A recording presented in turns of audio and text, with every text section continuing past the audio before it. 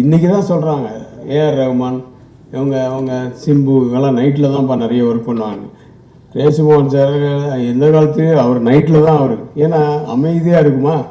9 மணிக்கு தான் உள்ளே வருவார், வெத்தலை பாகெல்லாம் போட்டு நல்லா சாப்பிட்டு, என்ன சார் தூங்குற நேரத்தில் வரீங்கன்னு. இதான்ப்பா எனக்கு பழக்கம் அப்படின்னு.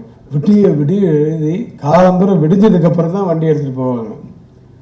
அந்த மாதிரி அந்த கேரக்டர்ஸ் உள்ள வரத்துக்கு தான் அவர் டைம் எடுத்துப்பார். டைலாக் எழுதுறதுக்கு டைமே எடுத்துக்க மாட்டார். அவர் இவரோட வந்துக்கிட்டே இருக்கும்.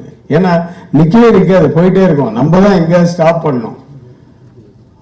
அந்த மாதிரி அந்த தம்பி உடையான் படை கஞ்சான்னு அவர் சொன்ன மாதிரி அந்த தம்பியை வச்சு அப்புறம் அவர் எங்கேயோ எத்தனையோ நாடகங்கள் இதெல்லாம் பண்ணிட்டு எதாவது பண்ணார். ஆனால் நன்றி கடனாக பண்ணாரா இல்லை ஒரு தொண்டா பண்ணாரா ஒரு கடமையா பண்ணாரான்னு தெரியல.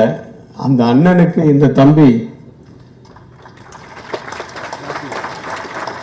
என்னெல்லாமோ பண்ணியிருக்காரு.